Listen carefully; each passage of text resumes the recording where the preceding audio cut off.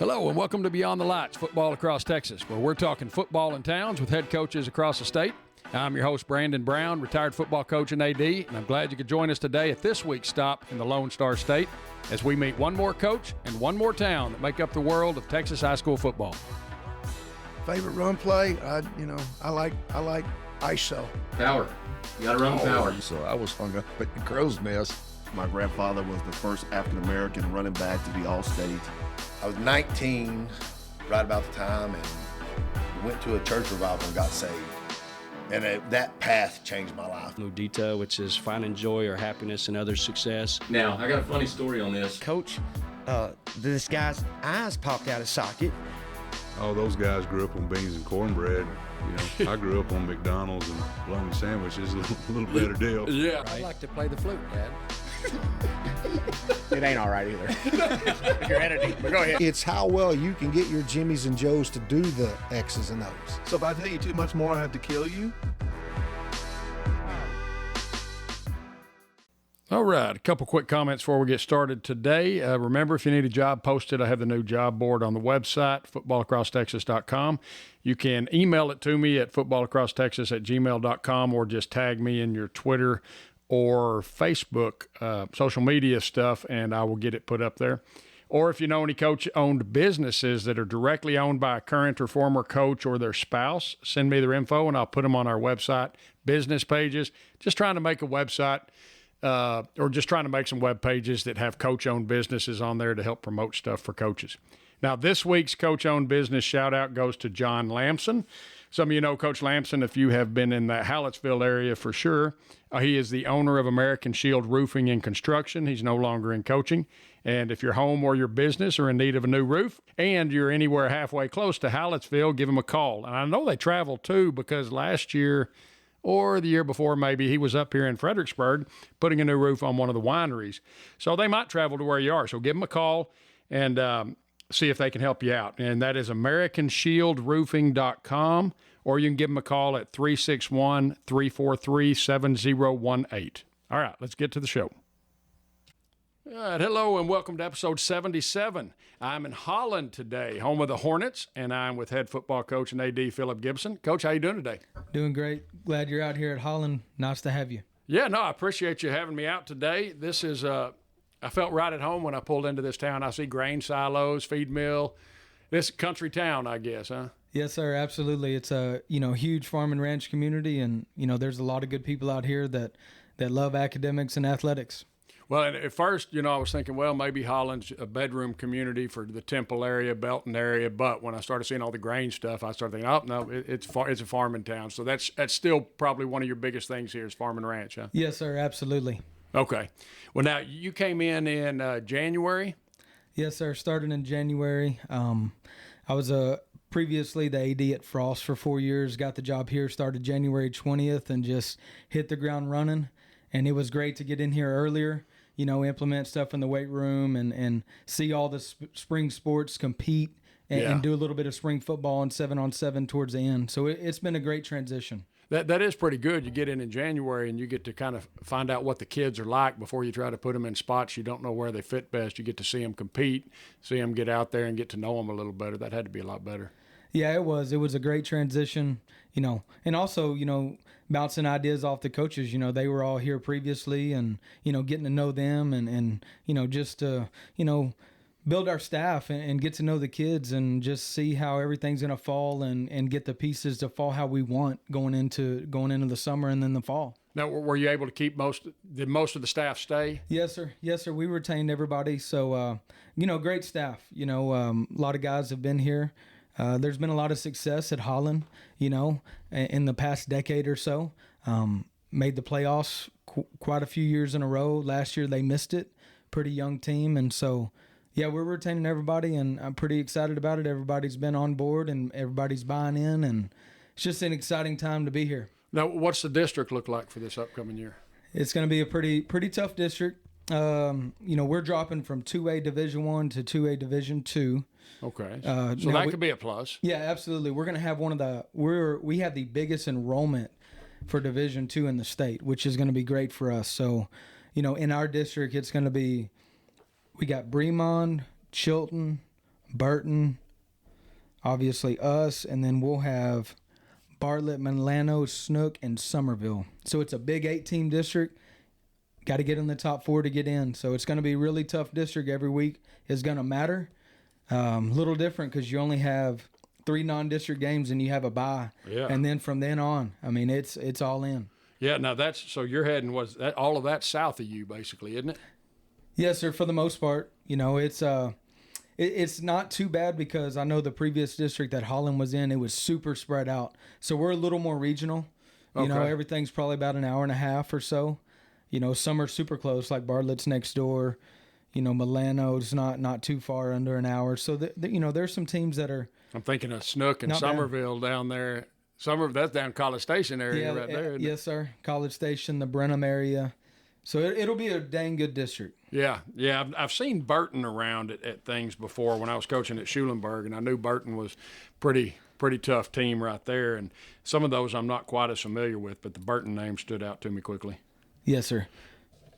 Well, okay. Well, Coach, we always kind of start the same way, getting you to tell a little about yourself, your background, where you grew up, and what brought you to this point you're at today. So my whole life I grew up in Groesbeck, which is about 30 to 40 minutes east of Waco. Grew up there my whole life. Majority of my family was from the Groesbeck-Mahia area. And so I grew up there my whole life, you know, had a passion for sports, did a little bit of rodeoing growing up as well, and just fell in love with what'd you do in the rodeo in general. Mainly calf riding, steer riding, did a little bit of roping, but for the most part, you know, once I got through steers and had to move up to bulls, I kind of just focused on athletics. Something safer. Yeah, absolutely. But you know, I loved playing football and basketball. You know, played a little bit of baseball and track growing up. So, 4-sport athlete growing up, fell in love with it, and I knew my junior year in high school that I wanted to coach. Just surrounded by a lot of good coaches growing up, and that I looked up to, and I was very fortunate when I left there. Went to play football at Mary Hardin Baylor for a little bit, and then later transferred to Sam Houston State. Walked on the team there. Met my wife down there. She was going to school as well in education, and we both graduated from there. And then I hit the ground running as soon as I graduated. Started coaching. I did actually my student teaching at Madisonville, which is right next door to Sam Houston, and was fortunate enough to get on as a job there for a little bit. That's where my brother finished out as the high school principal for about 10 years. He just retired a couple years ago, but he was a high school principal there for a long time at Madisonville. Oh, wow. Oh, yeah. Small world. Yeah. Very cool. Now, when was your first year out? That would have been 2012 is when I graduated from Sam Houston. Okay. So that means the reason I was asking, I was trying to figure out. Good friend of mine that I coached at Clifton, Derek Neely, was at Mary Hardin Baylor around 2011-12 though. So he might have got there right after you left. So my first season there at Mary Hardin Baylor was 2007. Yeah. So he would have been there a little after you left. But yes, sir. Yeah. So transitioned from Madisonville, and then I got a job at Waco Midway. Stayed there for a while. Coach Gamble was our head coach. Learned a lot of good football. After Madisonville, I was able to go over to Hubbard and be a coordinator. And then I've also been at Waco Conley as a coordinator.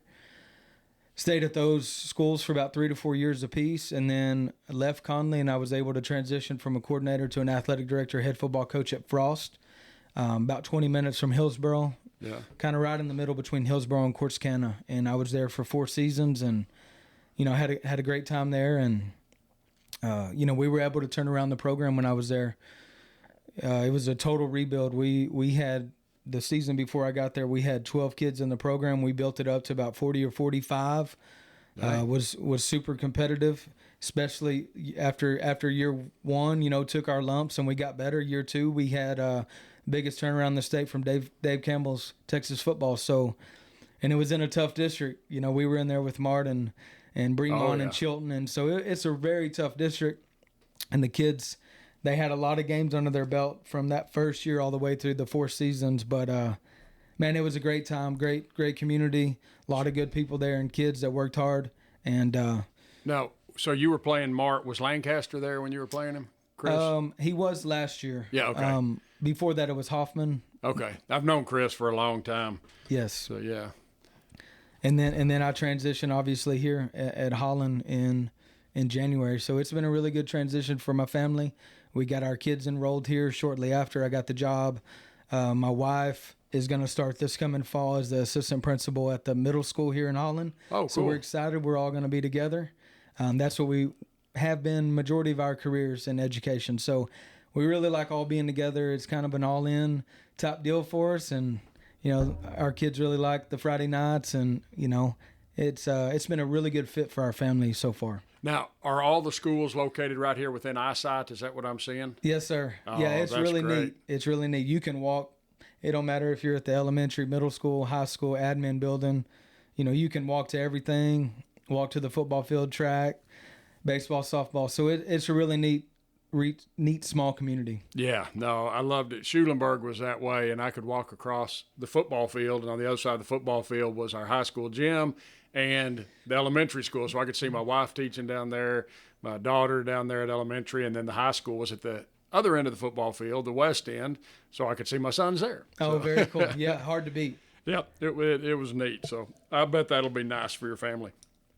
Okay, so tell me this. What, coming in, this is your second head job. So Yes, sir. were there things that you came into this one saying, okay, I'm going to do this a little different than I did at the last place because now that I'm starting over again? Oh, absolutely. You go in on that first AD job and you think you know a lot, and you'll find out very quickly you're highly mistaken because there are a lot of things that you think you know going in, but you're not ready. Yeah. And very grateful that Frost hired me as my first AD job, and learned and grown a lot over the course of that 4 years, and was able to take some things that I made some mistakes on. Being a young AD. When I got that job, I think I was probably 32 years old, so I was super young. Coached for about 10 or 11 years previously before that, and just took and learned what I'm, made mistakes on. Whether that was with, anything with that in the program, and just took it and learned from it, and was able to implement things here maybe a little differently, and maybe the way I approach things. Yeah. And it's just going to benefit us in the long run at Holland. Yeah, no, I can remember my biggest mistake my first year was basically blocking parents out of everything.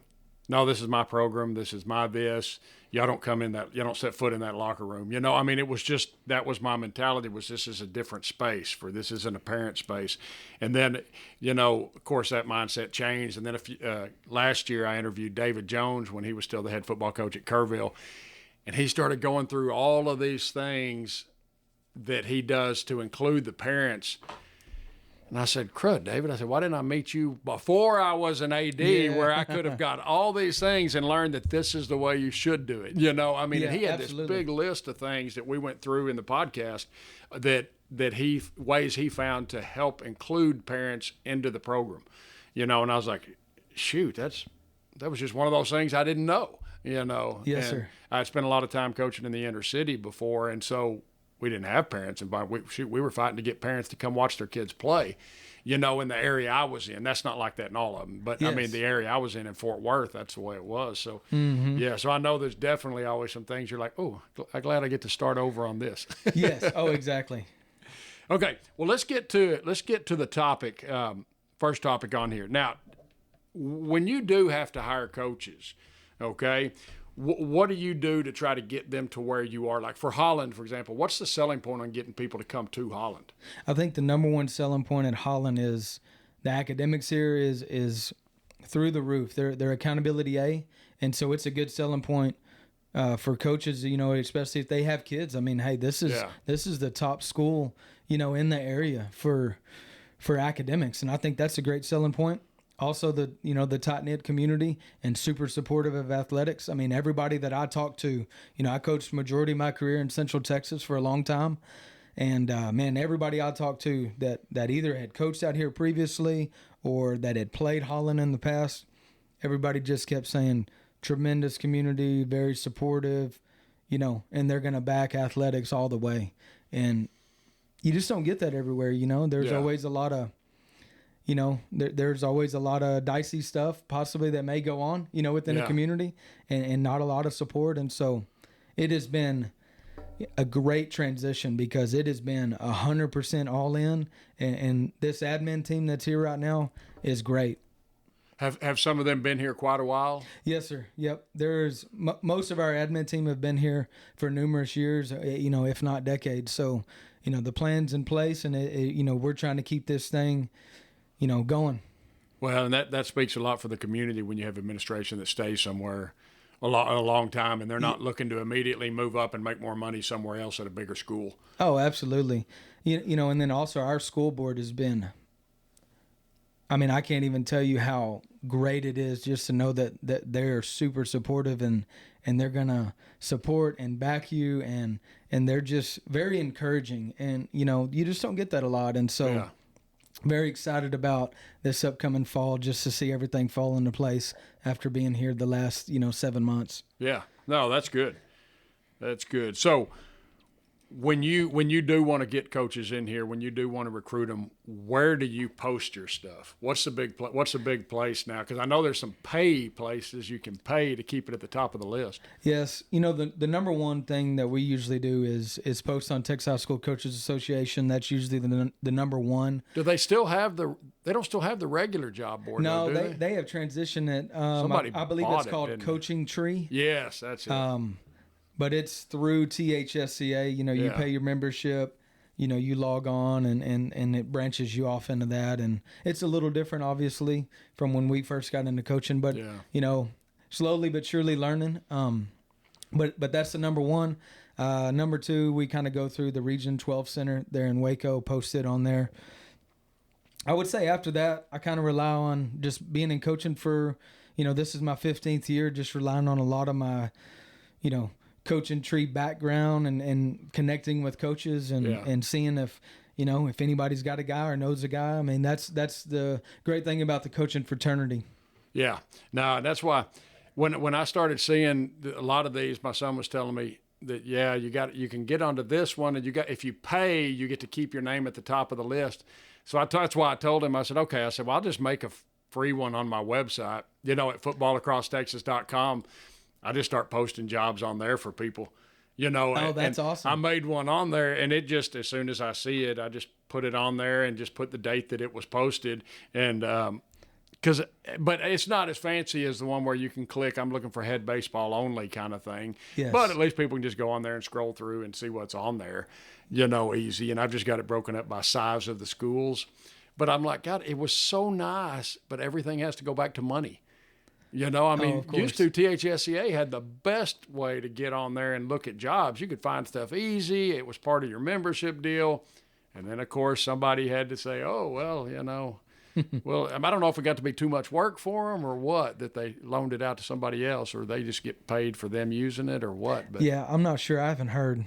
But that's good to know. Hey, on your website, I'll have to utilize it when that time comes. I'm trying to make some stuff on there for coaches. And I also have like a coach-owned businesses deal, where I just started making it where like John Lamson, who used to coach at Hallettsville, now has a roofing business down in that area. So, I put coaches, if coaches or immediate family members own a business, I put it on there. Just all free stuff trying to help coaches. But yes, sir. But the job stuff, it kind of turned into something a little harder than it had to be able to find all the jobs that were out there. Yes. But, okay, so when you do interview coaches, what do you want to hear from them in an interview that's going to make you want to hire them? I think the main thing you're really trying to find out of a coach is, are they passionate for kids? Are they gonna, dig in, not only, the X's and O's, but like, getting to know those kids and building relationships. Cause I really think once you build a relationship with that individual kid, sky's the limit. They'll do anything that's asked. They'll play hard from you from when the ball snaps to the whistle blows. And, and I think that just comes with coaching experience. For example, for me, when I got to Waco Conley, it really makes you dig down deep because like at Waco Conley, you get all walks of life, and so, I thought I was a pretty good coach going in and I got highly mistaken. I gotta go in there and really get to know these kids. So, at my position or what I'm coordinating, that they're going to play their tails off and that we're going to go compete at a high level. So I think personally for me, when I'm interviewing a coach, I want to see that passion come out in them, that's what they're here for. They're here to serve these kids and get them to, be a great young man. Like when they enter as a freshman and then they leave as a senior, that they're ready to attack the real world and that they are going to show up and they're going to work hard and they're going to do what's asked. Yeah. And so that's kind of my main factor. Now, if you do, when you do get to the football part of it, do you put them on the board? Yeah, I will, especially a coordinator. I mean, that it matters, Yeah. I mean, it's going to make or break you on a Friday night, and you can tell very quickly if they know what they're talking about. And so it's always fun, as getting them on the board and just kind of seeing everybody's got, a lot of their own different ways of doing things. And I think that's one thing as a coach, you've got to always be open and willing to learn. Everybody gets set in their ways, of course, but there's always new trends. There's always new things going on out there. And so I think that's the main thing for any coach. It don't matter if you're year 1 or year 21. You've got to learn and grow and continuously seek ideas and bring them back to our program, and whatever fits. If we think it can fit for our kids in our program, then we'll make it happen. Coaches, quick question. What if you could take everything that matters in your program, effort, discipline, attendance, strength and speed gains, and actually put a number on it? Not just stats, but who your guys really are every single day. What type of athlete, student, teammate, and even person they are. That's what we're building with Arena OVR 99.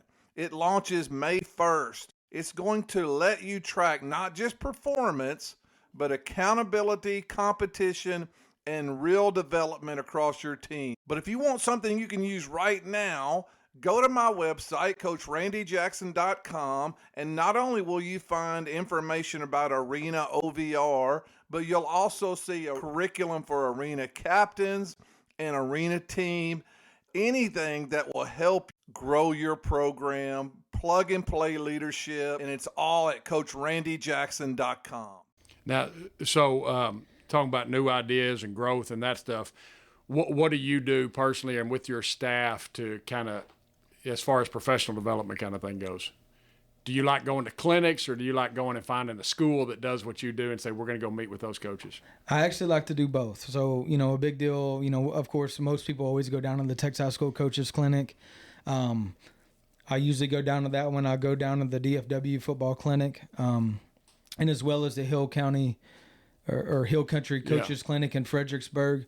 One of my favorite things that I've actually done with my staff was I took the coordinators and we went up to Argyle when I got the Frost athletic director job, and we went up there and learned their defense. And we brought it back for year 2 when I was at Frost, and we went from giving up. When I inherited the job, they gave up 52 points a game, and we got it down to 19. Ooh. And we implemented that defense, and it's kind of an interesting, a very, very aggressive top defense with a couple different fronts, and it worked out really good for us. And it was kind of ironic when I got out to Holland, they have done that similar defense as well, and so me and the coaches kind of hit it off right away because they've coached in that same defense. Oh, that's good. And so it's pretty interesting. So I'd definitely like to keep that going. Maybe mix in a couple different fronts just to keep it interesting and make them plan in that O-line and going into the season. But that's one of my favorite things to do is when we went up there and visited with Argyle. But I think it's super important, to go visit other highly successful programs and see what they're doing. The main thing is obviously you have to make sure it fits your type of kid that you're having on a day-to-day basis. Yeah, I went and visited one time at coaching school. I went and talked to Carl Absek, my buddy who used to be he was at Cedar Park at the time. Okay. And now he's out at Lufkin. But I went to talk to him about how they did something. It was some kind of run thing they were doing. And then I was like, God, this is pointless because I don't have a kid that can do what this kid at Cedar Park was doing.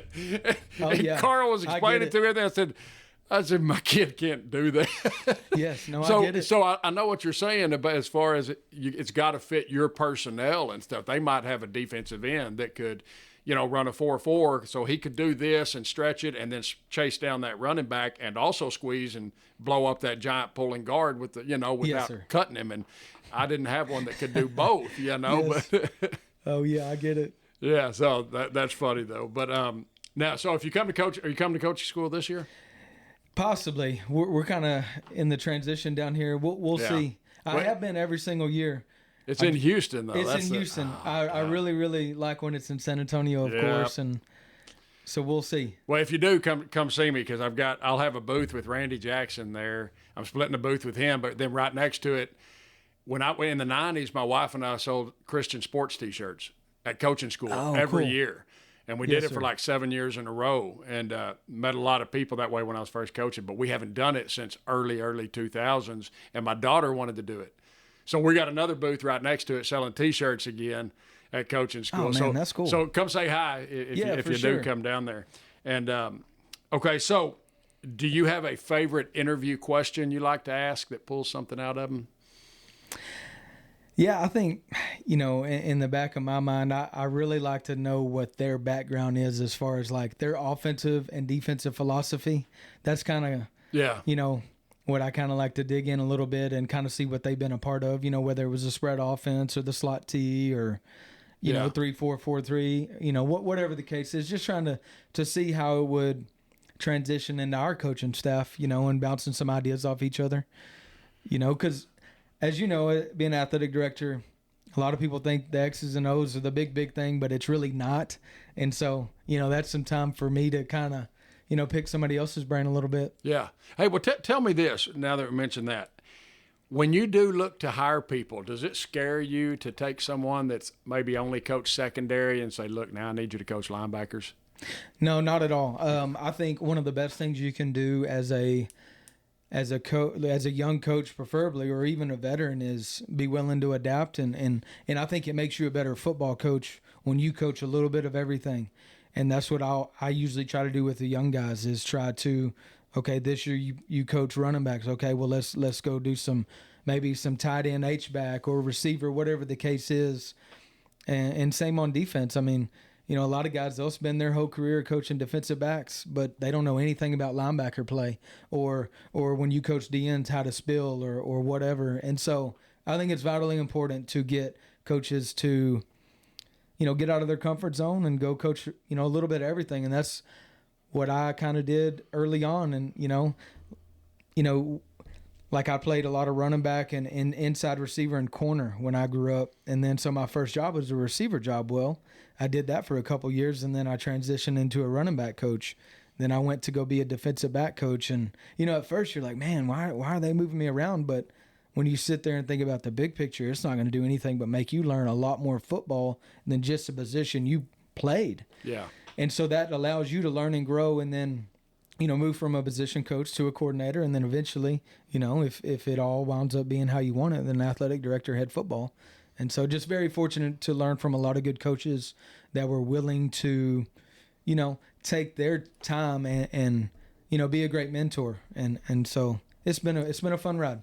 Yeah, I totally agree with that. When I was working for my older brother in Fort Worth at Diamond Hill, his OC deal was coming open, and I really wanted it, and he didn't give it to me. He gave it to Rusty Ballard, who was coaching with us too at the time, but he gave me the DC job.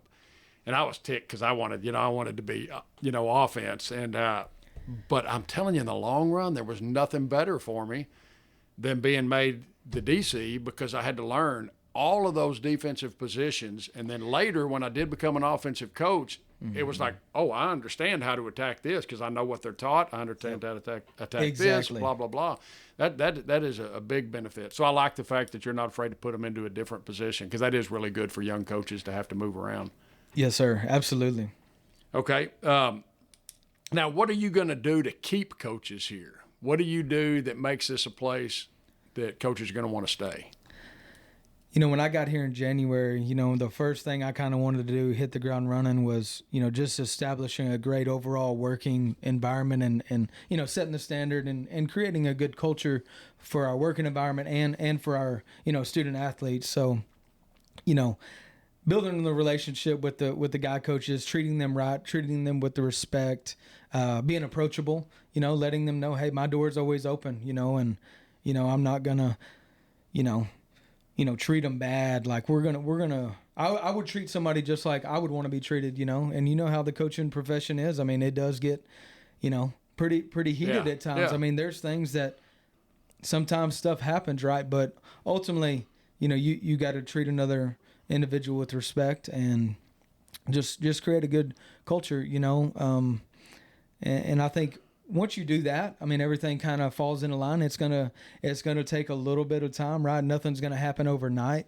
Like specifically here at Holland, Brad Talbot was AD here, I believe, for about 11 years, did a tremendous job. And then they've kind of cycled through a couple ADs here very, very quickly, right? And so coming in, everybody's probably thinking, holy moly, we're going through another AD change, right? And so, just trying to let them know that I'm here to serve them and we're going to, treat these kids right and put them in the best position possible. And we're going to love them and we're going to go out and compete at a high level regardless of the sport. And I think, your actions speak louder than a lot of words, right? Like showing up every day ready to go and letting them know that we're here for these kids, and it all plays itself out in the long run, I believe. Now, do your coaches here have to coach 3 sports? Yes. So, obviously we're 2A Division II. So, yeah, we're all coaching 3 sports. And, one thing we try to do is structure it where in a perfect world, obviously this don't always happen, but like if you're going from, if you're doing a high school sport, then maybe you got a junior high sport, and then you come back to high school, try to, work with the coaches and try to adapt to their strengths, but also, try to challenge them a little bit, in that second and third sport and trying to get better in those sports as well, because every sport matters. And that's part of my job is to get this program to its ceiling. Yeah. Well, good. Now, do you have many crossover coaches that were like football that also do softball or the girls track and that kind of thing? Currently, right now, we only have one. He'll do football, and then he crosses over in the spring for head softball. Other than that, we kind of got everybody situated where guys are on the guys' side, girls are on the girls' side, and it's worked out pretty well. Been very fortunate going into now year 5 where we haven't had to do a lot of crossing over, which I think it has pros and cons. It just depends on, what kind of staff you got, you know, but that's what fits us at Holland. I wonder why it is. That's a pretty common crossover, the head softball to football. There's a lot. I've known a lot of football coaches over the years that were also head softball coaches. I wonder why that is. If it's baseball guys that are like, I'm tired of messing with guys all year, let's go coach the ladies in the spring, or what? Yeah, I think everybody has their personal preference. Like ours currently, Coach Walker, he does a great job. Our softball team was pretty successful this past spring, went a couple rounds deep, won the district, won by district, lost a tough one in the area. But, his daughter plays on the team. And so, that I think plays in a part for coaches too, want to coach their kid. But yeah, it's all a personal preference for coaches, I liked coaching when I was doing track and doing throwers. I liked coaching the girls throwers, in the spring, because it was just like, there's a lot of things with them that my boys were constantly negative. If they weren't throwing a PR every day, they were ticked about something. Mm-hmm. But yet the girls appreciated success, whether it was every time they went out or just you could just see that, hey, they were happy about how they did things. And so it was so much, for me, it was so much less stress coaching them, because they seemed to appreciate the little things more than my guys, my sons personally, who whined all the time, But it's funny how that works out like that. Yeah, it is. Coaches, if you haven't checked out Spiral XO yet, make sure and give them a look soon. Go to spiralxo.com and watch the demo, or set up a 30-minute demo and they can walk you through everything. This is the best overall program I've ever seen to manage everything for your season, from player and parent communication to getting your game plan together, quizzing your players on the weekly installs, everything, even inventory. So this program has everything all in one place on one dashboard. It's easy to use. It's on the desktop and on your phone. is designed by football coaches so they know what they needed to put into it. It's growing fast in the southeastern states, but it's brand new. So in Texas, we haven't got on board yet. So we need to take advantage of it while you can. Go to spiralxo.com. It'll save you a lot of time. Tell them I sent you, and you'll get 10% off. But, okay, well, that takes care of the part on personnel. So let's go to the rapid fire stuff. Okay. What's the most unusual situation you've encountered as coach? Oh, man. Man, you hit me on that one. Thankfully, I don't feel like I just ran into something like just super bizarre. I mean, you're going to have your quirks and kinks, right? Yeah. But I can't think of anything off the top of my head. You hadn't had anything really crazy, huh? Man. You'll think of it I'll have to afterwards. get back to you You'll on think that of it one. after Yeah, I yeah. leave, yeah. No, I mean, I think I had some of the weirdest things all the time, whether it was my son's getting stuck in the elevator going up to the press box to take something up there, the elevator got stuck, or the lady that showed up on the sideline in a wig claiming I was her ex. I was her ex-husband. Yeah. Yes. Okay, all right, what you got? Now that you've been saying that, so I've had this happen to me twice. Sprinklers came on. Oh, during the game? During the game. It wasn't on purpose because the other team was faster? No. It was just the most bizarre thing, right? And so, I just remember getting my keys and running over across, trying to turn it off. And I was like, oh, my goodness, fun times right there. Yep. And now there's so many people with turf. You don't have that problem as much anymore. Exactly. Absolutely. Okay. What's your favorite pass route? Man, I really love the sprint out passing game because of the quarterbacks that I've had in the past. Yeah. Man, I really like sprinting out to, whether it's running smash or, obviously going, another one for me is the 4 vertical, trying to catch them in, in a coverage that where we're +1 on that. So those are probably my 2 favorite. Now, with your sprint out, how do you block that? I mean, used to I was a turn back and then cut the last man, but now that you can't cut anymore, I don't know what I'd do. Yeah, that backside guy just kind of hinges on the backside just to catch that DN and try to shield him off. And then, obviously the running back's protecting first guy that shows on the front side. Quarterback's trying to roll out, get on the edge.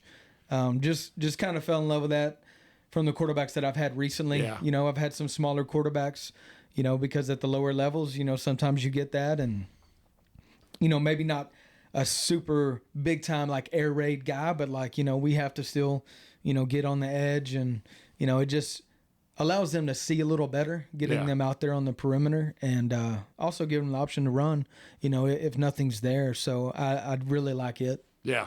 Yeah, and I just don't know what I'd do now because I used to just cut that last man, take that outside knee out of that last man, and now that you can't do that, I might have to switch. It's definitely changed a little bit. What's your favorite run play? Man, I really like the power read. We kind of started dabbling in that the last couple years and had a lot of success out of it when you got you a really tough quarterback that can get downhill and know how to read that front side DN. Man, it's really pretty when it all comes to, and that's probably my favorite overall one. Yeah, no, that is a good one. What about, do you have a hair policy with your kids? We just kind of follow our district policy. It's nothing too crazy, just kind of standard across the board. I think we're just, off the collar is what it is. So it's just kind of a little standard out here at Holland. Kind of a normal country town. Absolutely. Yeah. Yeah, we don't get nothing too crazy out here. We obviously aren't perfect. We have our quirks and kinks out here, but day to day it's pretty smooth. Yeah. Oh, good. Okay, what about heads or tails on a coin flip? Tails. Does it ever fail?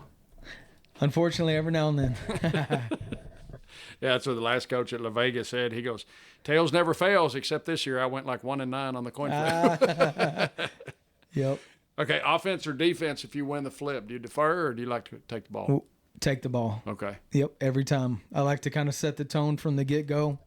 Obviously, I'm an offensive guy. I've coached both sides of the ball, of course, but majority of my coordinator experience has been from the offense. So I usually take the ball and let's go get it. What do you run offensively? We're going to run a multi-formation spread offense. Okay. Just getting in a ton of formations.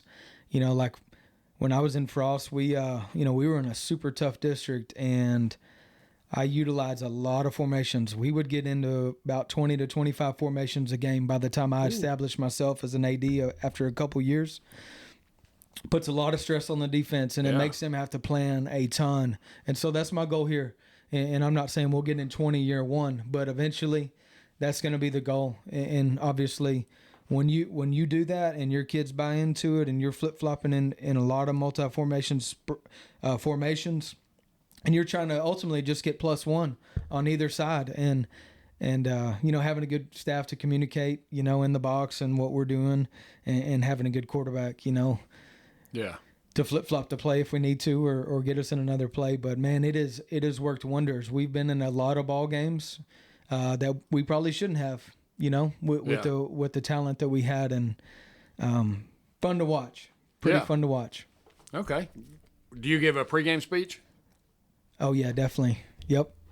Yeah, I like to, get the guys fired up. Let them know, what our goals and our job is to do, and and also get them a little fired up. Sometimes you just may not have the athletes of that other team, and you try to get them going a little bit, and get a little excitement going in the game, trying to set the tone from the first play of the game. All right, good. Do you have a favorite quote you like to use with kids? Our mantra of our program is "We will win," and we break it out as that, and that's our mantra of our program. And basically that's just meaning that, we're going to win in everything we do. We're going to take care of our business in the classroom, down here in the weight room, the fields, the ball courts, relationships with, friends and family. Like, it's just, you're trying to focus and win every single day and try to go 1-0. And I think when you take care of your business in the classroom and down here in athletics, sky's the limit, and you're going to set yourself up for a lot of success. And so that's something we preach here on a day-to-day basis. And it's worked wonders. Okay, so WWW. Yeah, oh yeah, no doubt. Okay, music in the weight room? Yeah, absolutely. Yeah, we develop like a little playlist, and kind of let the kids have a little fun with it. One of our coaches, he had a great idea. We put a QR code in the weight room, and let them scan it, and they'll put in some song requests. And he'll build this playlist for them, and it kind of give them a little ownership of it, right? Obviously, we talk to him about how it has to be clean, of course. The edited versions. Yeah, that's right. Absolutely. But like once football season hits, we'll have like, we might play rap one day, country. We might have a throwback one day.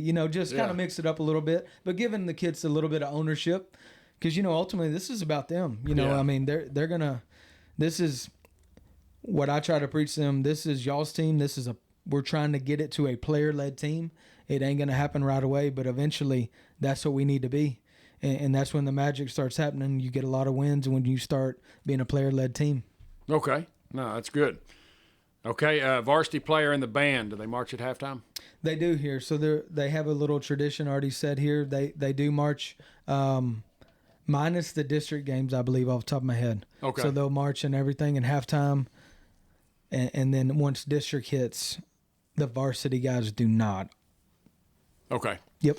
Okay. What are your favorite 3 lifts in the weight room? Ooh, man, I really like my favorite one is the power clean. Just because it's explosive, and that's going to translate. I'm real big on the squat, even the variations of it. Whether it's front squat or just a true back squat. That's probably my top ones right there.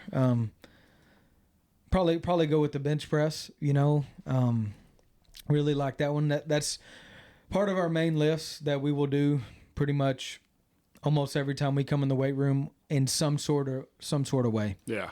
Okay. Do you have a favorite agility exercise? Yeah, we do. Here we call it 4-quarter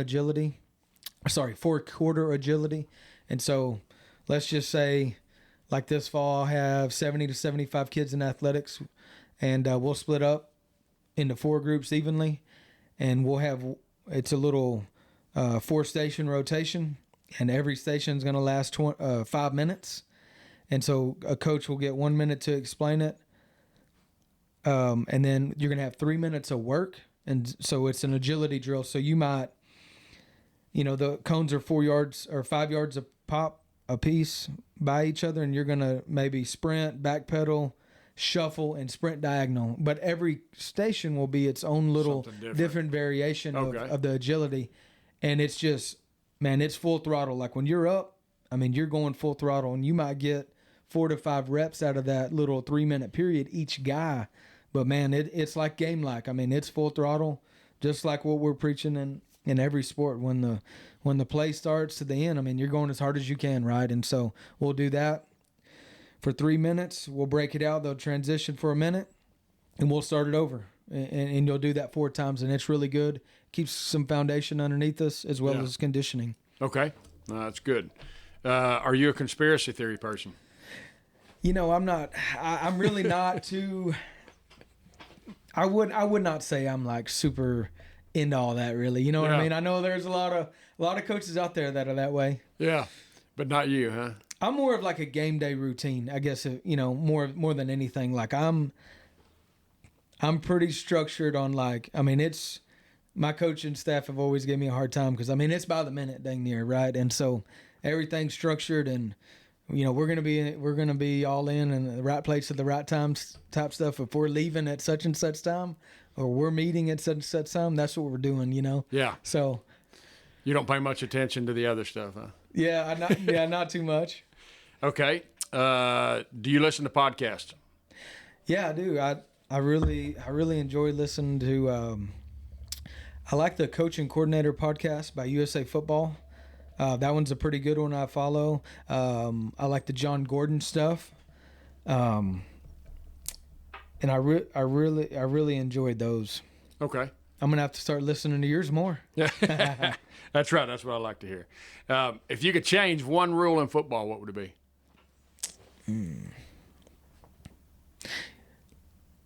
You know, I kind of like the old school football where you could cut, you know, back in the day, like we talked about. You know, that's just where you grew up playing, right? And like, you know, when they change the rule, it does affect the game. There's no doubt. I mean, it affects every single play. And, you know, the new rule is just, I mean, I get it. It's safer for the game, right? But I do kind of miss the old school. But I still, no matter how many coaches I've talked to, almost all of them felt the same way, that I don't recall ever having a kid get hurt when he was cut from the front. The only time I've ever had him get hurt was when someone came from blindsided, cut him, you know, and took out an ACL. But from the front, I don't think I ever had one get hurt getting cut. Yeah, no, that makes sense. You know, the old school crackback, and I can definitely see getting away from it. I mean, it's tough. That's a tough one, and I can definitely see the game getting away from it. We had a junior high kid one time when I was at Schulenburg that did that. They cracked and cut kid and tore his knee up, and I felt so horrible. I'm like, oh my gosh, did we not emphasize that enough? Did we not do this? Boy, that poor junior high linebacker was just kind of standing there inside, and our kid comes flying in from the outside, just blows his knee out. My goodness. Like, oh my gosh, I felt terrible. Oh, that's tough. Yeah. But the legal one, I just never felt like it was, you know, unsafe. I just didn't feel like it was. Yeah. Okay, what would you do if you weren't a coach? Ooh, that's a tough one right there. Oh, man. It's always good when you've never had to think about it. Yeah. You know, like I said, since my junior year of high school, I knew that I wanted to be a coach. You know, I grew up on a ranch. I would say I would either be doing possibly that, just because it's kind of been in my family for a long time. Go back to bull riding? Man, I don't know about that one. I would say probably doing that with my dad, or, you know, probably trying to branch off into the oil field, try to make a little money, something like that. Yeah.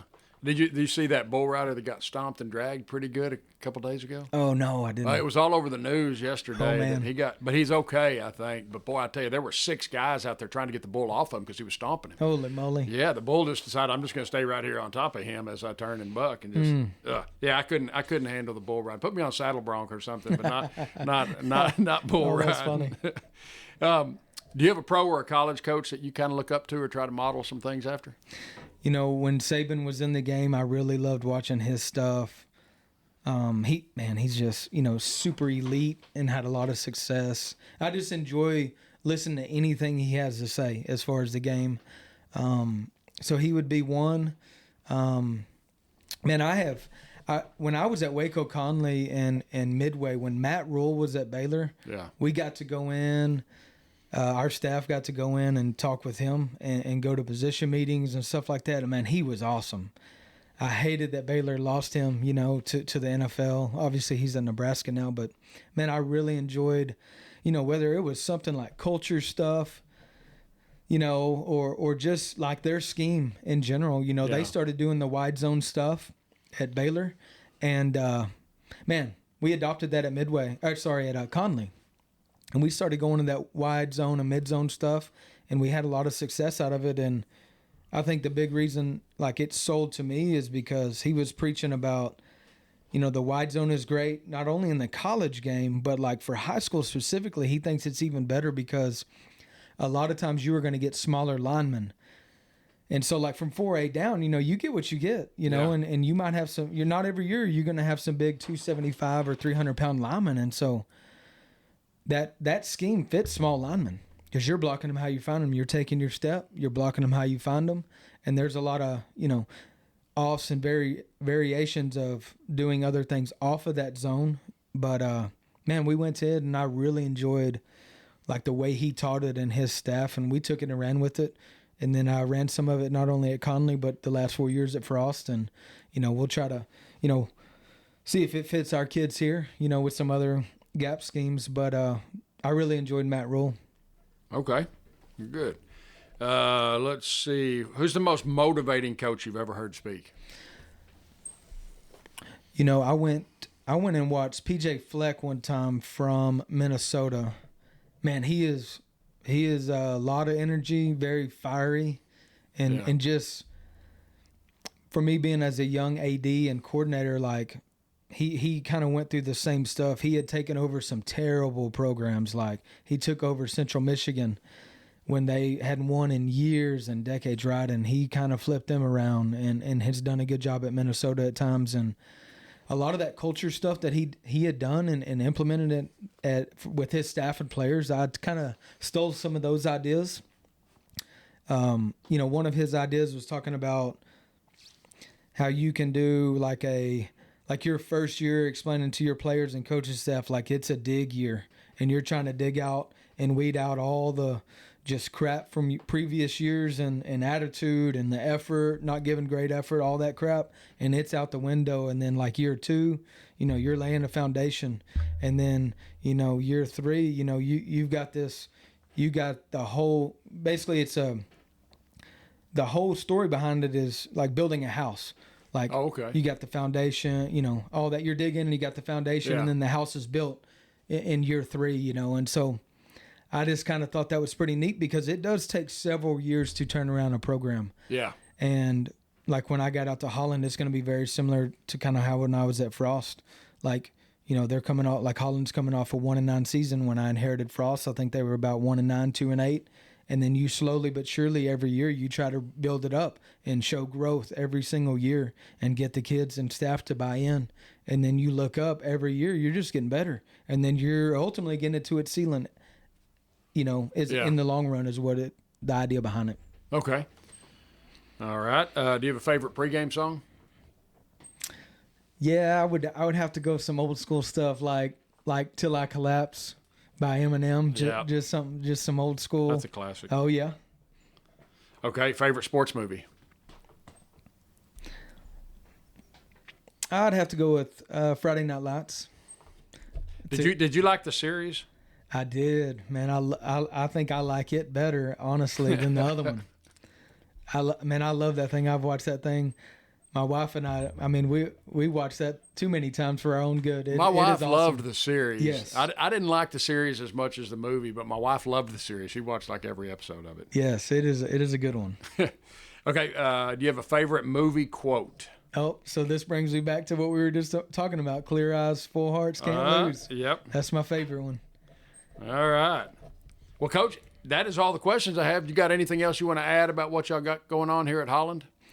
I'm just super excited to get to hit the ground running. August 3rd, man, we're excited. A lot of buy-in with the kids this spring. We're anticipating about 55 to 60 young men out for football this year, which is That's great awesome. numbers for us. I mean, we're a small Division II, so we're going to be able to have a JV this year. Holland only had a JV a couple weeks last year, and then they just went full varsity. So it's going to allow our program to grow a ton this fall. Allow them younger guys to go out and compete every week, and then when they're ready to move up to the varsity, whenever that time is, and it's just an exciting time, man. We're pretty fired up. The kids are fired up about it, so I think we're going to be able to, make a little noise this fall. I think some people are going to kind of take us lightly just looking back up on the record, and we got some more kids to come out that did not play football last year, and which is a testament to the coaching staff, building relationships. So getting everybody that should play football out is going to be huge for us. So looking forward to it. Well, and you said you've had really good turnout so far at the summer workouts, haven't you? Man, we have. See, that's another thing that has been awesome, and I haven't had this in a while since I was at Conley. Man, we've had 102 kids here every day. And for, like I said, for 2A Division II, I mean, you can't get much better than that. So, low ends between 70, 75, got church camp and vacations going on. But, man, overall, couldn't ask for a better start for the month of June. We're off next week, and we'll come back up and hit weeks 5, 6, 7 and give them a week off. And then we're real deals cranking up that next Monday. So we're fired up about it. That's awesome, and I'm looking forward to keeping up with you guys and following y'all's progress. Yeah, I appreciate that. Yeah, well, thanks again, Coach, for letting me come visit with you. Yes, sir. Glad you got to come out to Holland. Appreciate you. Yes, sir. All right, well, thank you for joining us today out here in Holland with Coach Gibson. Hope you enjoyed getting to know a little more about him and his thoughts on today's topics. Now, I'm still working on next week's episode like I always am because I don't plan that far ahead. But I hope you can join us wherever that is. So thanks again for joining us. And remember, if you are lost in Texas, just look for the lights. I wear that red and white on a Friday night when my hometown takes the field. I say yes sir, yes ma'am, try to be the best man. That's how I feel. No matter where my heart runs, I remember where I came from. Still got that raised up pride, that small town pride, that black, red, white.